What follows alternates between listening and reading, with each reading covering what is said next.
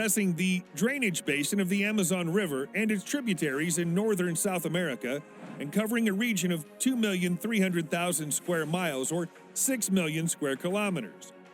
Comprising almost 40% of Brazil's add up to the range, it's bounded by the Guiana Highlands to the north, the Andes Mountains to the west, the Brazilian Central Plateau to the south, and the Atlantic Ocean to the east.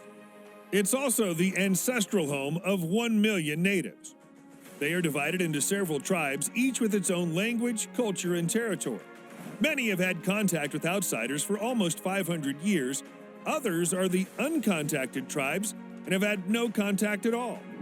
Most natives live in settled villages by the rivers and grow vegetables and fruits like the manioc, corn, beans, and bananas. They also hunt and fish, using plant-based poisons to stun the fish. Some tribes use shotguns for hunting. Others use bows and arrows, spears, or blowguns with darts tipped with curare. Only a few Amazonian tribes are nomadic. They tend to live deep in the forest away from the rivers. They grow some crops but rely more on hunting and gathering. Here are some of the dangerous Amazon tribes. First is the Caribou of the Javari Valley. These people are mostly found on the border of Peru and Brazil in a valley called the Javari Valley. The valley is home to many tribes, including the Caribou tribe. They're also known as caceterios, or clubmen, because of the large clubs they use to protect themselves from kind of danger. They first came in contact in the year 1996 with FUNAI, National Indian Foundation Brazil, as 30 men from Caribou got separated from the rest. Second is the Pirapicura Mato Grosso.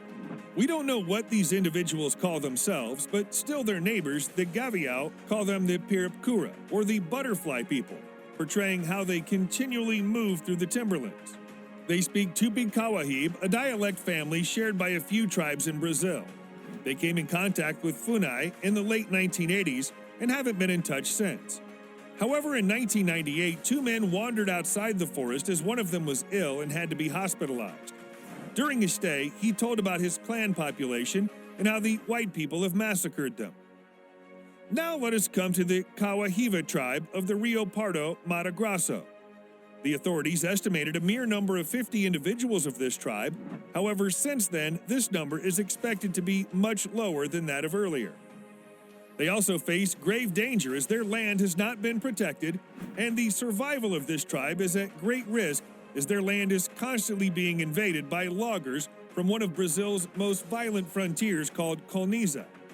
It's one of the most deforested regions. In an unforeseen move, a government prosecutor has propelled an examination into the genocide of the Kawahiva. Agreeing to the UN, the wrongdoing of genocide is deliberately incurring on the gathered conditions of life, calculated to bring almost its physical annihilation in entire or in part. Lumberjacks purposely focus on them, constraining them to forsake their houses and keep on the run.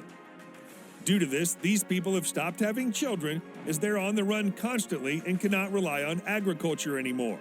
So they rely only on hunting and fishing for their survival.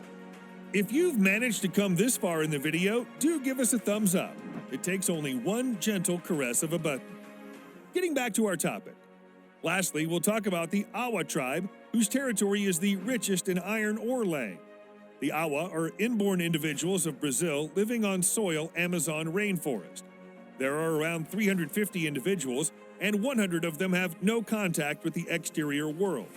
They're considered exceedingly imperiled since the clashes with the logging interface in their territory. After the year 1970, geologists found the world's wealthiest iron metal lay beneath the soils. The World Bank and EEC advanced billions of dollars to Brazil to back the woodland extraction within the return of the minerals.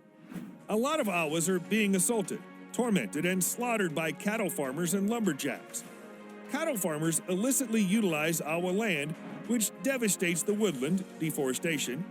Being the final remaining migrant hunter-gatherer in Brazil, the Awas are brutally assaulted by lumberjacks attacking their region. A man, Awa, was hunting within the forest when he got attacked by loggers. He got assaulted, blindfolded, beaten up, and then they attempted to behead him. The lumberjacks fired shots at his spouse, but she wasn't harmed.